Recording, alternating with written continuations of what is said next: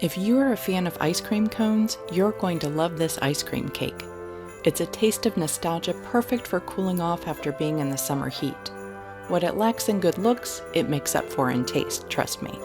So grab a cup of cocoa. It's time to make some magic in Mrs. Kringle's kitchen.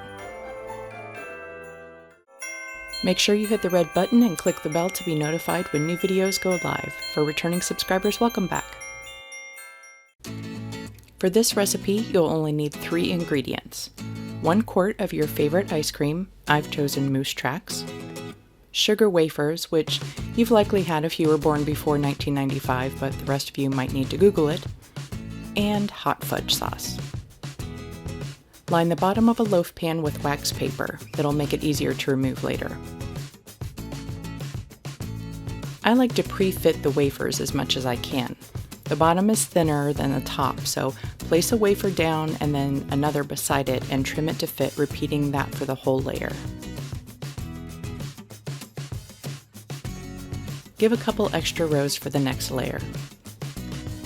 When you get to the end, trim the length of the wafer for the bottom layer, but no trimming should be necessary for the other layer.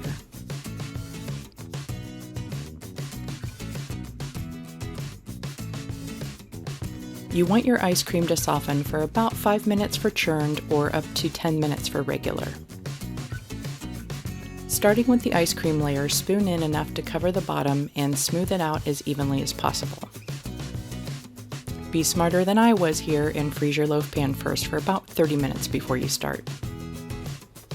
Once the ice cream is down, layer the sugar wafers on top, making sure to work quickly, especially with churn since it does melt quicker.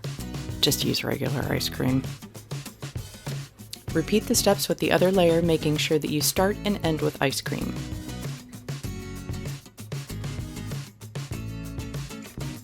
You'll have 2 layers of the sugar wafers in between. Cover it with plastic wrap and freeze it for at least an hour. You'll need to loosen it before you're close to serving, so if you have company coming, do this about an hour ahead of time so that you're not cursing in the kitchen. Using a butter knife, go around the perimeter of the pan. Better yet, if you have a bench scraper, you can cover more surface area initially, and then go back around the short sides and make sure each side is loosened up. Then cover it and put it back in the freezer until you're ready to serve. Just before serving, stir up your fudge sauce, and I wouldn't heat it or it'll melt right through. Even magic shell would be fun if you want like a dip cone effect. Flip your pan over onto a chilled serving platter, and don't forget to remove the wax paper because no one wants to eat that.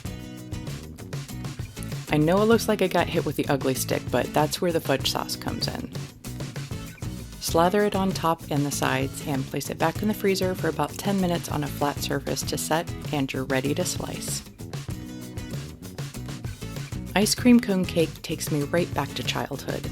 There is nothing like the sweet crunch of the sugar wafers to remind you of a cake cone, and the fudge sauce feels like a hot fudge sundae. The best of both worlds. Given how many flavors of ice cream there are out there, the possibilities are truly endless. For the full printable recipe, head over to mrskringleskitchen.com. Don't forget to like, comment, and share the love with your family and friends.